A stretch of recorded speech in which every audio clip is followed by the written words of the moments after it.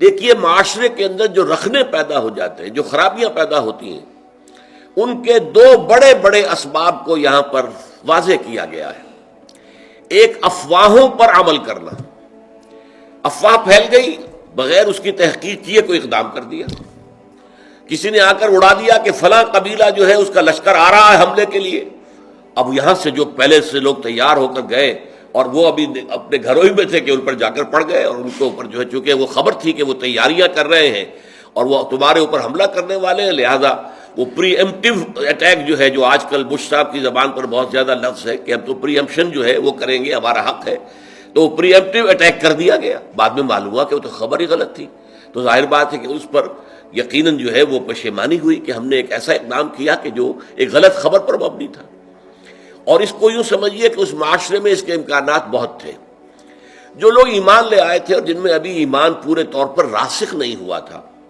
ان میں سے وہ لوگ بھی تو تھے نا جن کی پرانی قبائلی دشمنیاں تھیں۔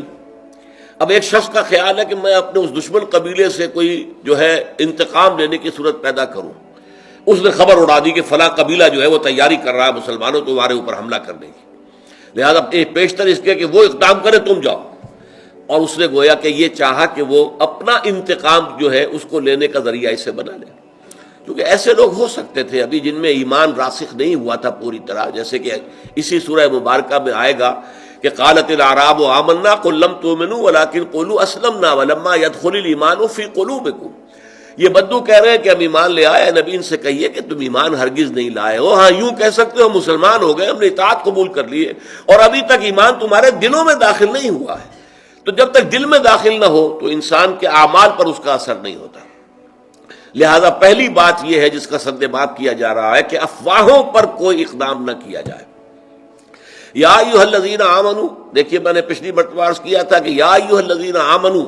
یہ صیغہ خطاب کا اس سورہ مبارکہ کی 18 آیات میں 5 دفعہ آیا ہے۔ اے ایمان والو، ان جاءکم فاسق بنبأ،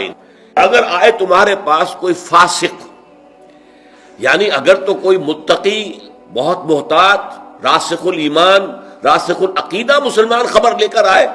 تو اس پر تحقیق کی ضرورت نہیں ہے، لیکن یہ دیکھو خبر لانے والا کون ہے، اور وہ اگر پوری طریقے سے قابل اعتماد نہیں ہے، فاسق و فاجر ہے،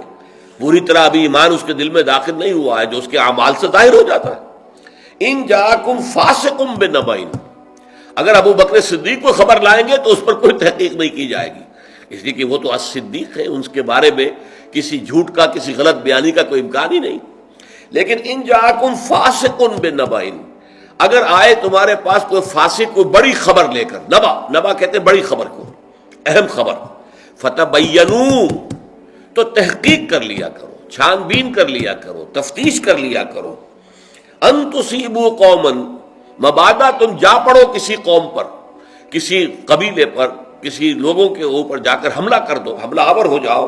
بے جہالت، لا علمی میں، تمہیں صحیح بات معلوم نہیں تھی، تمہیں غلط فہمی کے اندر مبتلا کر دیا گیا، ایک جھوٹی خبر کے اوپر تم نے اقدام کر دیا،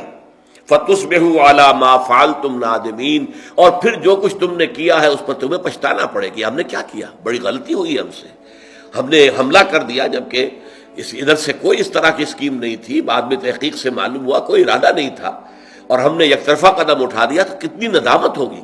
اگر چند لوگ بھی اس میں مارے گئے تو یہ خون ناحق جو ہے، قتل ناحق کی شکل بن جائے گی، لہذا پوری طرح تحقیق کر کے اقدام کیا کرو۔ ہاں اس میں جیسا کہ 2 الفاظ ہیں، میں نے آپ کو بتایا، ایک فاسق، یعنی اگر مومن صادق ہے، پوری طریقے سے ایک انسان ہے جس کا پورا ماضی سامنے ہے، اس کا پوری شخصیت جو ہے ہمیں معلوم ہے کہ وہ محتاط آدمی ہے، متقی آدمی ہے، خدا ترس آدمی ہے، اس کی زندگی کے اندر ایمان کے مظاہر موجود ہیں، لہذا اس کی بات ہے تو پھر اس میں تحقیق کی ضرورت نہیں ہے۔ جیسے کہ آپ کو معلوم ہے کہ حضور کے انتقال کے بعد جو جھگڑا شروع ہو گیا تھا کہ انصار مدعی تھے کہ خلافت ہمیں ملنی چاہیے، ہماری وجہ سے اسلام کو غلبہ ہوا، یہ قریش جو تھے، یہ جو آئے تھے، یہ تو بھاگے ہوئے آئے تھے اور وہاں سے مکے سے ان کو نکلنا پڑا تھا، ہم نے مدد کی تھی تو اس سے اسلام کا جھنڈا بلند ہوا۔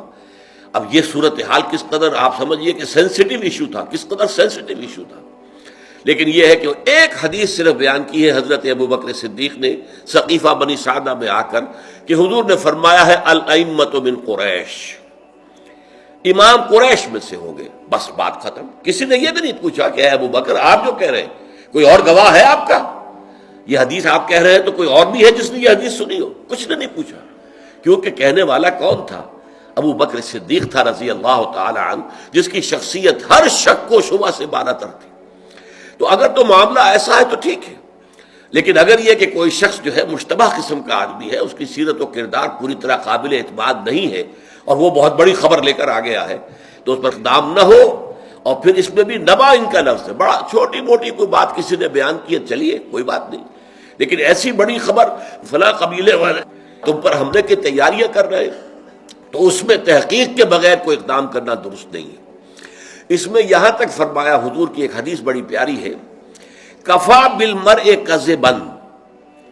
ان یحدث بکل ما سمع، کسی شخص کے جھوٹے ہونے کے لیے یہ کافی ہے کہ جو بات سنے وہ بیان کر دے۔ کان میں ایک بات آئی اور زبان سے آگے نکل گئی، یہ غلط ہے، یہ بھی ایک جھوٹ کی علامت ہے۔ جو بات سنی ہے پہلے تحقیق کرو، دماغ میں لے کر جاؤ اسے، اور تحقیق کرو، تفتیش کرو، تبیین کرو۔ اگر وہ بات صحیح ہو تو تمہاری زبان سے نکلنی چاہیے، ورنہ اگر وہ بات جھوٹی تھی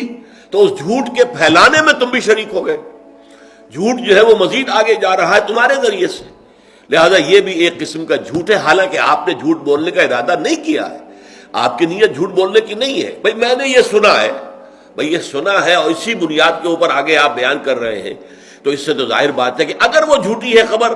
تو گویا آپ ذریعہ بن رہے ہیں اس کے آگے پھیلانے کا۔ لہذا اس کے اوپر یہاں تک اس کو